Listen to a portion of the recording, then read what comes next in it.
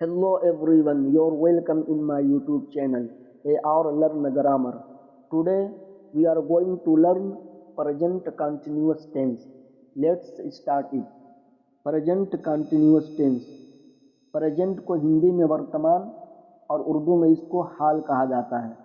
Continuous को हिंदी में निरंतर या लगातार कहते हैं और उर्दू में इसको जारी कहा जाता है। टेंस का हिंदी मीनिंग होता है काल और उर्दू में इसको ज़माना कहते हैं। अब आइए सबसे पहले हम प्रेजेंट कंटिन्यूअस टेंस की डिफिनेशन को, इसकी परिभाषा को समझते हैं। जब कोई एक्शन, जब कोई कार्य वर्तमान में जारी या लगातार रेगुलर प्रोसेस में संपन्न हो रहा होता है, मुकम्मल हो रहा होता है, तो ऐसे वाक्य को, ऐसे सेंटेंस को प्रेजेंट कंटिन्यूअस टेंस में माना जाता है। प्रेजेंट कंटिन्यूअस टेंस को प्रेजेंट प्रोग्रेसिव भी कहते हैं। प्रोग्रेसिव का हिंदी मीनिंग होता है प्रगतिशील और उर्दू में इसको तरक्की पसंद कहते हैं। प्रेजेंट कंटिन्यूअस टेंस की हिंदी और उर्दू पहचान ये होती है कि उसके आखिर में रहा है, रही है, रहे हैं, रहा हूँ वगैरह आता है। जैसे मैं मार्केट जा रहा हूँ, वह खाना पका रही है, बच्चे शोर मचा रहे हैं, वह कपड़ा धो रही है। अब आइए सबसे पहले हम प्रेजेंट कंटिन्यूअस टेंस के सभी स्ट्रक्चर को अच्छे से समझते हैं। ये बहुत ही इम्पोर्टेंट, महत्वपूर्ण चीज़ है। जब हम इसको अच्छे से समझ लेंगे, अच्छे से पहचान लेंगे, तो आगे सेंटेंसेस को पहचानने में, समझने में, बनाने में हमारे लिए आसानियाँ होंगी। सबसे पहले प्रेजेंट कंटिन्यूअस अफर्मेटिव सेंटेंस का स्ट्रक्चर है। सबसे पहले subject plus helping verb is am are plus verb की फर्स्ट फॉर्म प्लस वर्ब के साथ आईएनजी प्लस ऑब्जेक्ट। अफर्मेटिव को हिंदी में सकारात्मक और उर्दू में इसको मुस्बत कहा जाता है। प्रेजेंट कंटिन्यूअस नेगेटिव सेंटेंस का स्ट्रक्चर है। सबसे पहले subject plus helping verb is am are plus not plus verb की फर्स्ट फॉर्म प्लस वर्ब के साथ आईएनजी प्लस ऑब्जेक्ट।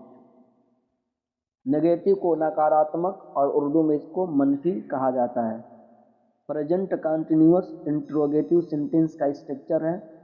सबसे पहले helping verb is am are plus subject plus verb की फर्स्ट फॉर्म प्लस वर्ब के साथ ING plus object और आखिर में क्वेश्चन मार्क। इंट्रोगेटिव को हिंदी में प्रश्नवाचक और उर्दू में इसको सवालिया कहा जाता है। Present continuous interrogative plus negative sentence का स्ट्रक्चर है। सबसे पहले helping verb is am are plus subject plus not plus verb की फर्स्ट फॉर्म प्लस वर्ब के साथ आईएनजी प्लस ऑब्जेक्ट और आखिर में question mark. Interrogative plus negative को हिंदी में प्रश्नवाचक नकारात्मक कहते हैं और उर्दू में इसको सवालिया मनफी कहा जाता है। अब आइए helping verb is am are के कॉन्सेप्ट को हम समझते हैं। कहाँ पर इज, कहाँ पर एम और कहाँ पर आर का प्रयोग किया जाता है। अब यहाँ सब्जेक्ट पे आप ध्यान दीजिए। अगर हमारा subject third person singular number he, she, it, this, that हो या कोई सिंगुलर नाउन हो, जैसे खालिद, सरला, हिज फादर, माई सन, यानी अगर हमारा सब्जेक्ट इनमें से कोई बनता हो तो इनके साथ हेल्पिंग वर्ब इज का प्रयोग किया जाएगा। और अगर हमारा subject first person I singular हो तो आई के साथ एम का प्रयोग किया जाता है। एम आई के साथ खास है, एम का प्रयोग ओनली आई के साथ ही किया जाता है।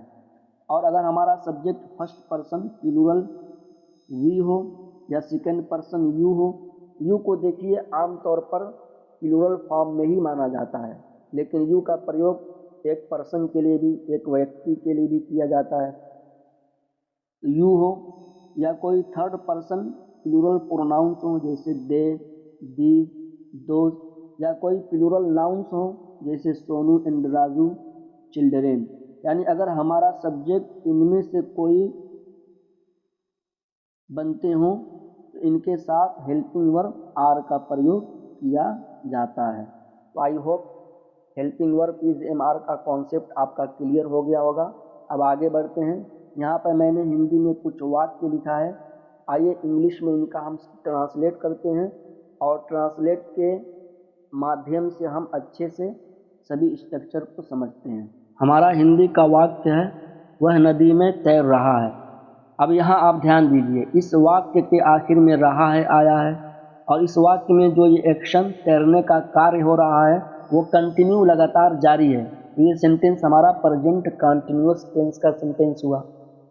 अब आइए इंग्लिश में इसका हम ट्रांसलेट करते हैं। अब रूल के अनुसार सबसे पहले हम सब्जेक्ट को लिखेंगे, सब्जेक्ट हमारा है ही।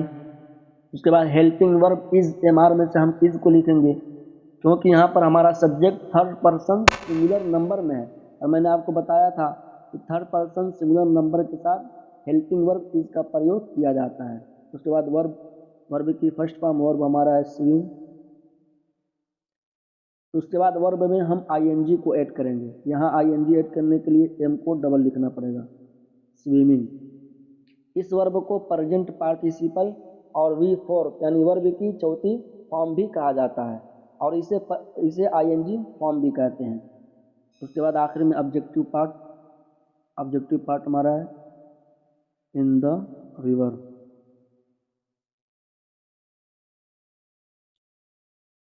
He is swimming in the river, वह नदी में तैर रहा है। ये हमारा सेंटेंस अफर्मेटिव में है। अब अगर इसी सेंटेंस को हमें नेगेटिव बनाना हो तो अफर्मेटिव सेंटेंस के हेल्पिंग वर्ब इज के बाद हम नॉट को लगा देंगे। ये हमारा सेंटेंस नेगेटिव बन गया। रूल के अनुसार सबसे पहले ही सब्जेक्ट हुआ, इज हमारा हेल्पिंग वर्ब हुआ, नॉट ये नेगेटिव के लिए हमने लगाया, उसके बाद आईएनजी फॉर्म वर्ब की, उसके बाद ऑब्जेक्ट हमारा है इन the river. He is not swimming in the river, वह नदी में नहीं तैर रहा है। अब अगर इसी सेंटेंस को हमें इंट्रोगेटिव बनाना हो, अफर्मेटिव और नेगेटिव हमने बना लिया। अब अगर इंट्रोगेटिव प्रश्नवाचक बनाना हो तो रूल के अनुसार सबसे पहले हम helping verb is am are में से हम इज को लिखेंगे, क्योंकि यहाँ हमारा subject third person singular number में है। उसके बाद हम सब्जेक्ट हमारा ही, उसके बाद वर्ब की आईएनजी फॉर्म स्विमिंग, उसके बाद objective part in the river. Is he swimming in the river, क्या वह नदी में तैर रहा है। और आखिर में हम क्वेश्चन मार्क लगा देंगे, क्योंकि हमारा सेंटेंस इंट्रोगेटिव है, प्रश्नवाचक है। अब अगर इसी इंट्रोगेटिव सेंटेंस को इंट्रोगेटिव प्लस नेगेटिव बनाना हो तो इस इंट्रोगेटिव सेंटेंस के सब्जेक्ट के बाद हम नॉट लगा देंगे। Is he not swimming in the river, क्या वह नदी में नहीं तैर रहा है। ये हमारा सेंटेंस इंट्रोगेटिव प्लस नेगेटिव बन गया। यहाँ पे आप एक चीज और ध्यान दीजिए कि इंट्रोगेटिव सेंटेंस हमारा जब helping verb is am are से शुरू होता है उसका उत्तर आंसर हम यस और नो में दे सकते हैं। जैसे is he swimming in the river, क्या वह नदी में तैर रहा है, हम कह सकते हैं यस हाँ, नो नहीं। तो ऐसा सेंटेंस जो हेल्पिंग वर्ब से शुरू होता है उसका आंसर हम यस और नो में दे सकते हैं। अब आइए हम WH वर्ड से कुछ सेंटेंसेस को देख लेते हैं।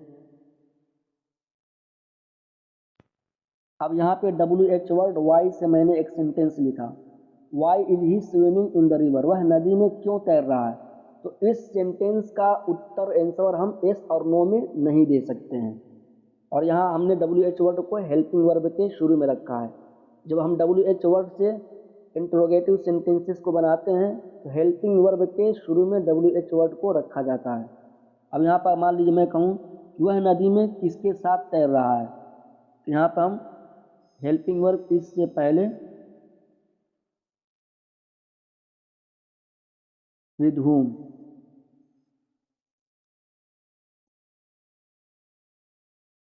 विद whom को लिख देंगे। जैसे with whom is he swimming in the river, वह नदी में किसके साथ तैर रहा है। और मान लीजिए मैं कहूँ कि वह नदी में कब से तैर रहा है, तो हेल्पिंग वर्ब इससे पहले हम फ्रॉम वेन को लगा देंगे। From when is he swimming in the river, वह नदी में कब से तैर रहा है। तो जब भी हम WH वर्ड का प्रयोग करते हैं उसको हेल्पिंग वर्ब के शुरू में लिखा जाता है, प्रयोग किया जाता है। अब आइए हम आगे बढ़ते हैं। हमारा अगला वाक्य है मैं इंग्लिश पढ़ा रहा हूँ। अब यहाँ पे आप ध्यान दीजिए, इस वाक्य के आखिर में भी रहा हूँ आया है, तो इसका मतलब ये भी हमारा सेंटेंस प्रेजेंट कंटिन्यूअस टेंस का सेंटेंस है। चलिए इंग्लिश में इसका हम ट्रांसलेट करते हैं। यहाँ पर मैं हमारा सब्जेक्ट है, तो रूल के अनुसार सबसे पहले हम सब्जेक्ट को लिखेंगे। सब्जेक्ट हमारा है आई, उसके बाद हेल्पिंग वर्ब इज MR में से हम एम को लिखेंगे, क्योंकि आई के साथ एम का प्रयोग किया जाता है। उसके बाद मुख्य वर्ब हमारा है टीच, वर्ब की ING फॉर्म टीचिंग। उसके बाद ऑब्जेक्ट हमारा है इंग्लिश।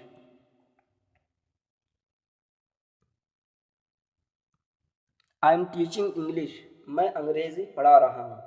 यह हमारा सेंटेंस अफर्मेटिव में है। अब अगर इसी सेंटेंस को हमें नेगेटिव बनाना हो तो अफर्मेटिव सेंटेंस के हेल्पिंग वर्ब एम के बाद हम नॉट लगा देंगे, हमारा सेंटेंस नेगेटिव बन जाएगा। जैसे I am not teaching English, मैं अंग्रेजी नहीं पढ़ा रहा हूँ। अब आइए इसी सेंटेंस को हम इंट्रोगेटिव प्रश्नवाचक बनाते हैं। प्रश्नवाचक बनाने के लिए सबसे पहले हमें हेल्पिंग वर्ब को शुरू में लाना पड़ेगा। हमारा हेल्पिंग वर्ब है एम। उसके बाद हम सब्जेक्ट को लिखेंगे, हमारा सब्जेक्ट यहाँ पर है आई। उसके बाद मुख्य वर्ब टीच का ING फॉर्म टीचिंग। उसके बाद ऑब्जेक्ट हमारा है इंग्लिश, और आखिर में क्वेश्चन मार्क, क्योंकि यह हमारा सेंटेंस इंट्रोगेटिव है, प्रश्नवाचक है। एम आई टीचिंग इंग्लिश, क्या मैं अंग्रेजी पढ़ा रहा हूँ। यह हमारा इंट्रोगेटिव सेंटेंस है। अब अगर इसी सेंटेंस को हमें इंट्रोगेटिव प्लस नेगेटिव बनाना है तो इस इंट्रोगेटिव सेंटेंस के सब्जेक्ट के फौरन बाद हम नॉट लगा देंगे, नॉट। यह हमारा सेंटेंस इंट्रोगेटिव प्लस नेगेटिव बन गया। जैसे am I not teaching English, क्या मैं अंग्रेजी नहीं पढ़ा रहा हूँ। अब आइए यहाँ हम WH वर्ड से कुछ सेंटेंसेस को देख लेते हैं। हमारा WH वर्ड से इंट्रोगेटिव सेंटेंस है वेयर एम आई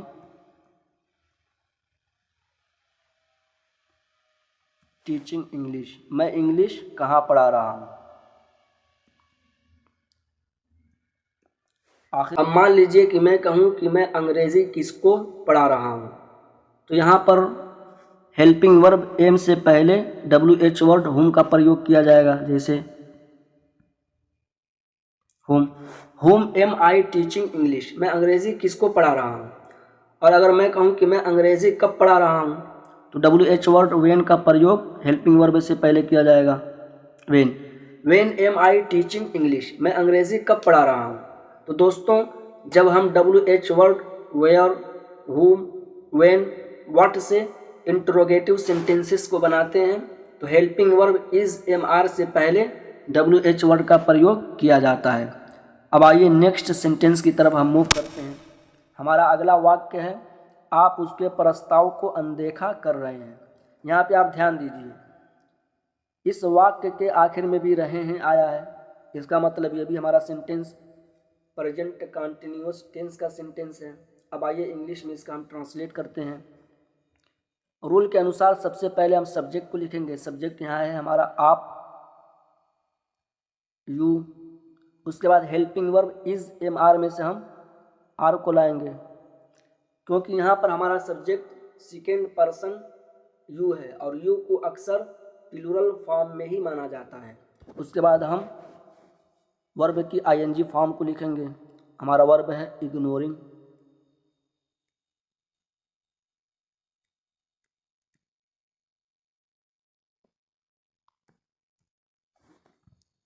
इग्नोरिंग, उसके बाद हम ऑब्जेक्ट को लाएंगे। ऑब्जेक्ट हमारा है हिज प्रोपोजल या हिज ऑफर।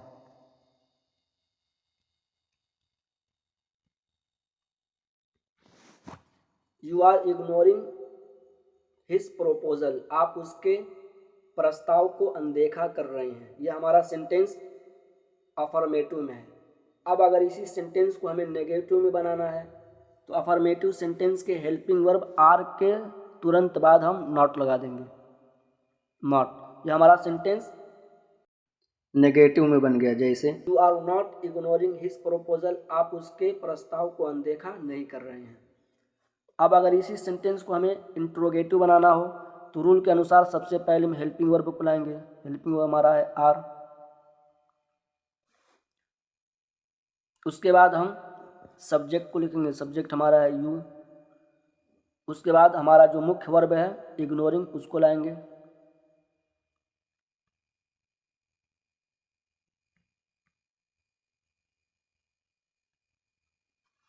उसके बाद ऑब्जेक्टिव पार्ट हिज प्रोपोजल, और आखिर में क्वेश्चन मार्क लगा देंगे क्योंकि ये हमारा सेंटेंस इंटरोगेटिव में है, प्रश्नवाचक है। Are you ignoring his proposal, क्या आप उसके प्रस्ताव को अनदेखा कर रहे हैं। यह हमारा इंटरोगेटिव सेंटेंस है। अब अगर इसी सेंटेंस को हमें नेगेटिव बनाना हो तो इंटरोगेटिव सेंटेंस के सब्जेक्ट यू के बाद हम नॉट को लगा देंगे। Not, are you not ignoring his proposal, क्या आप उसके प्रस्ताव को अनदेखा नहीं कर रहे हैं। यह हमारा सेंटेंस इंट्रोगेटिव प्लस नेगेटिव बन गया। अब आइए यहाँ पर हम WH वर्ड से कुछ सेंटेंसेस को देखते हैं। चलिए हम वाई से देखते हैं। वाई आर यू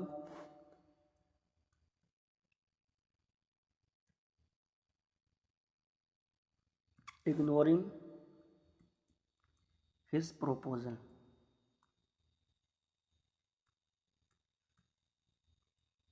और आखिर में question mark. Why are you ignoring his proposal, आप उसके प्रस्ताव को अनदेखा क्यों कर रहे हैं। आप इस बात को हमेशा याद रखिए कि जब भी हम इंट्रोगेटिव सेंटेंसेस को WH वर्ड से बनाते हैं तो WH वर्ड को हमेशा हेल्पिंग वर्ब इज MR के शुरू में प्रयोग किया जाता है। यहाँ पे मैंने ऑलरेडी कुछ सेंटेंसेस लिखा है, आइए जल्दी से इनको देखते हैं फिर आगे बढ़ते हैं। Affirmative, negative and interrogative sentences. I am waiting for you, मैं आपका इंतज़ार कर रहा हूँ। I am not waiting for you, मैं आपका इंतज़ार नहीं कर रहा हूँ। इसका इंट्रोगेटिव है am I waiting for you, या मैं आपका इंतज़ार कर रहा हूँ। अब अगर इसी सेंटेंस को आपको इंट्रोगेटिव प्लस नेगेटिव बनाना है तो जो हमारा सब्जेक्ट आई है, आई के तुरंत बाद नॉट लगा देंगे, हमारा सेंटेंस इंट्रोगेटिव प्लस नेगेटिव बन जाएगा। जैसे am I not waiting for you, क्या मैं आपका इंतज़ार नहीं कर रहा हूँ। दूसरा देखिए, the children are making a noise, बच्चे शोर मचा रहे हैं। इसका नेगेटिव है the children are not making a noise, बच्चे शोर नहीं मचा रहे हैं। Interrogative, are the children making a noise, क्या बच्चे शोर मचा रहे हैं। Are the children not making a noise, क्या बच्चे शोर नहीं मचा रहे हैं। तीसरे नंबर पे देखिए, Khalid is fighting with his fellow, Khalid अपने साथी के साथ लड़ाई कर रहा है। इसका नेगेटिव है Khalid is not fighting with his fellow, Khalid अपने साथी के साथ लड़ाई नहीं कर रहा है। Is Khalid fighting with his fellow, क्या खालिद अपने साथी के साथ लड़ाई कर रहा है। Is Khalid not fighting with his fellow, क्या खालिद अपने साथी के साथ लड़ाई नहीं कर रहा है। शी इज कमिंग हियर, वह यहाँ आ रही है। इसका नेगेटिव है she is not coming here, वह यहाँ नहीं आ रही है। Interrogative, she is she coming here, क्या वह यहाँ आ रही है। Is she not coming here, क्या वह यहाँ नहीं आ रही है। आखिर में देखिए, you are jumping into the river, आप नदी में कूद रहे हैं। यहाँ पे इनटू का प्रयोग इसलिए हुआ है कि जो यहाँ पर हमारा जंपिंग वर्ब है, ये वर्ब मोशन को व्यक्त करता है, यानी कोई कूद रहा है, नदी में कोई कूद रहा है तो ऑलरेडी नदी में नहीं है। अगर ऑलरेडी नदी में होता पहले से तो वहाँ पर हम इन का प्रयोग करते हैं, लेकिन वो कूद रहा है, मोशन में है, इसलिए हम यहाँ पर इनटू का प्रयोग करेंगे। You are jumping into the river, आप नदी में कूद रहे हैं। इसका नेगेटिव है you are not jumping into the river, आप नदी में नहीं कूद रहे हैं। Are you jumping into the river, क्या आप नदी में कूद रहे हैं। Are you not jumping into the river, क्या आप नदी में नहीं कूद रहे हैं। तो आई होप दोस्तों आपको ये अच्छे से समझ में आया होगा। अब हम आगे बढ़ते हैं। अब यहाँ पे आप ध्यान दीजिए, प्रेजेंट कंटिन्यूअस टेंस के वाक्यों में सब्जेक्ट के साथ helping verb is, am, are का प्रयोग किया जाता है। He, she, it, this, that और सिंगुलर नाउन के साथ हेल्पिंग वर्ब इस का प्रयोग किया जाता है तथा आई के साथ हेल्पिंग वर्ब एम का प्रयोग किया जाता है और we, you, they plural pronoun और नाउन के साथ हेल्पिंग वर्ब आर का प्रयोग किया जाता है। अब आइए हम प्रेजेंट कंटिन्यूअस टेंस के कुछ प्रयोग को देखते हैं, किन किन स्थितियों में, किन किन हालात में प्रेजेंट कंटिन्यूअस टेंस का प्रयोग किया जाता है। फर्स्ट नंबर पे आप देखिए, ऐसे कार्य जो प्रेजेंट वर्तमान में जारी हैं, यानी एट द टाइम आप स्पीकिंग, बोलने के समय जारी हों। जैसे I am coming towards your house. अब मान लीजिए मैं आपसे ये बात कह रहा हूँ, I am coming towards your house, मैं आपके घर की तरफ आ रहा हूँ। जिस समय मैं आपसे ये बात कह रहा हूँ उस समय मैं आपके घर की तरफ आ भी रहा हूँ और आपसे ये बात कर भी रहा हूँ। अब दूसरा एग्जाम्पल देखिए, the cows are grazing in the field, गायें खेत में चर रही हैं। जिस वक्त मैं आपसे ये बात कह रहा हूँ गायें खेत में चर रही हैं, तो मैं आपसे बात भी कर रहा हूँ और उस समय गायें खेत में चर भी रही हैं। इट इज़ हैवी रेनिंग, भारी वर्षा हो रही है। तो जिस समय मैं आपसे कह रहा हूँ भारी वर्षा हो रही है, उसी समय भारी वर्षा भी हो रही है और मैं आपसे ये बात भी कह रहा हूँ। The dog is barking at the stranger, यानी कुत्ता अजनबी पर भौंक रहा है। तो मैं आपसे कह रहा हूँ देखो कुत्ता अजनबी पे भौंक रहा है, तो उस समय कुत्ता अजनबी पे भौंक रहा है और वो बात मैं आपसे कह भी रहा हूँ। तो ऐसा कार्य जो एट द टाइम आप स्पीकिंग जारी हो, ऐसे सेंटेंस को भी प्रेजेंट कंटिन्यूअस टेंस का प्रयोग किया जाता है। अब दूसरे नंबर पे देखिए, ऐसे कार्यों के लिए भी प्रेजेंट कंटिन्यूअस टेंस का प्रयोग किया जाता है जो एट द टाइम आप स्पीकिंग, यानी बोलने के समय नहीं हो रहे होते हैं लेकिन रेगुलर प्रोसेस में लगातार हो रहे हैं। जैसे he is writing a novel now अडेज, मान लीजिए मैं आपसे कह रहा हूँ कि आजकल वो एक नावल लिख रहा है। तो जिस समय मैं आपसे यह बात कह रहा हूँ उस समय लिखने का काम नहीं हो रहा है, लेकिन रेगुलर प्रोसेस में राइटिंग का काम जारी है। दूसरा एग्जांपल देखिए, Khalid is reading in class 12, मैं आपसे खालिद के बारे में कह रहा हूँ कि खालिद 12वीं कक्षा में पढ़ रहा है। तो जिस समय मैं आपसे ये बात कर रहा हूँ उस समय वो पढ़ाई नहीं कर रहा है, बल्कि रेगुलर प्रोसेस में 12वीं क्लास में रीडिंग का काम जारी है। तीसरा एग्जांपल देखिए, they are hard working in their studies, वह लोग अपनी पढ़ाई में कठिन मेहनत कर रहे हैं। तो जिस टाइम मैं आपसे ये बात कह रहा हूँ उस टाइम ये हार्ड वर्किंग का काम नहीं हो रहा है, बल्कि रेगुलर प्रोसेस में है, वो लगातार आजकल हो रहा है वो काम। अब आखिरी एग्जांपल देखिए, I am driving a luxury car now अडेज, मान लीजिए मैं आपसे कह रहा हूँ कि I am driving a luxury car now अडेज।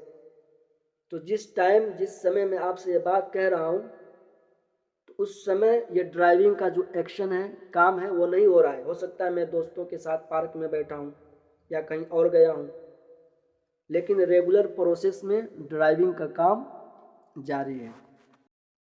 अब तीसरे नंबर पे देखिए, नियर फ्यूचर में संपन्न होने वाले, मुकम्मल होने वाले प्लान और अरेंज्ड एक्शन के लिए भी प्रेजेंट कंटिन्यूअस टेंस का प्रयोग किया जाता है। जैसे they are going to Agra 2 days later, तो यहाँ पर जो 2 days है ये हमारा नियर फ्यूचर है, वह लोग 2 दिन बाद आगरा जा रहे हैं। तो ये हमारा जो काम यहाँ जाने का संपन्न हो रहा है वो 2 दिन बाद हो रहा है, लेकिन ये नियर फ्यूचर है। तो ऐसे कार्य जो नियर फ्यूचर में होते हैं, करीब फ्यूचर में होते हैं, तो उनके लिए प्रेजेंट कंटिन्यूअस टेंस का प्रयोग किया जाता है। दूसरा एग्जाम्पल देखिए, he is coming today in the evening, वह आज शाम में आ रहा है। यहाँ भी हमारा जो इवनिंग है ये भी हमारा नियर फ्यूचर है। I am sending money next week, यहाँ पे जो हमारा नेक्स्ट वीक है ये भी नियर फ्यूचर है। मैं अगले हफ्ते पैसे भेज रहा हूँ। वी आर मीटिंग टुमारो, हम कल मिल रहे हैं। कहाँ पे? इन द पार्टी, पार्टी में। तो यहाँ पे जो हमारा टुमारो है कल, ये भी हमारा नियर फ्यूचर है। तो ऐसे कार्य जो नियर फ्यूचर में संपन्न होते हैं तो ऐसे सेंटेंस को प्रेजेंट कंटिन्यूअस टेंस में बनाए जाते हैं। अब लास्ट में आप देखिए, always, continually, constantly, for ever के साथ प्रेजेंट कंटिन्यूअस टेंस का प्रयोग ऐसे कार्य के लिए किया जाता है जो पर्सन, व्यक्ति, आदतन दूसरों की इच्छा के विपरीत फ्रीक्वेंटली यानी बार बार करता है। जैसे her daughter is continuously crying these days, उसकी बेटी आजकल लगातार रो रही है, यानी ये रोने का जो है उसका आदत हो गया है, ये आदतन ऐसा काम कर रही है। और यहाँ पे कंटिन्यूअली के साथ प्रेजेंट कंटिन्यूअस टेंस का यहाँ प्रयोग किया गया है। दूसरा एग्जाम्पल देखिए, दे आर कॉन्स्टेंटली डिस्टर्बिंग अस, वह हमें लगातार परेशान कर रहे हैं। यहाँ पे जो हमें परेशान करने का ये डिस्टर्बिंग का जो काम किया जा रहा है वो फ्रीक्वेंटली बार बार किया जा रहा है। You are forever finding my mistake, आप हमेशा के लिए मेरी गलतियाँ ढूंढ रहे हैं। यानी जो यहाँ पे मिस्टेक फाइंडिंग का जो एक्शन हो रहा है वो हमारे इच्छा के विपरीत काम हो रहा है। और यहाँ पे फॉर एवर के साथ प्रेजेंट कंटिन्यूअस टेंस का प्रयोग किया गया है। अब आखिर में लास्ट में देखिए, my employer is always complaining, मेरा नियोक्ता एम्प्लॉयर हमेशा से शिकायत कर रहा है। तो यहाँ पे जो कंप्लेनिंग का काम हो रहा है ये मेरे एम्प्लॉयर की आदत है और ये काम मेरे इच्छा के विपरीत हो रहा है। तो आई होप दोस्तों आज का वीडियो आपको अच्छा लगा होगा। प्लीज़ चैनल को सब्सक्राइब करें और वीडियो को लाइक करें और कमेंट में बताएं आपको आज का ये वीडियो कैसा लगा। थैंक यू, धन्यवाद।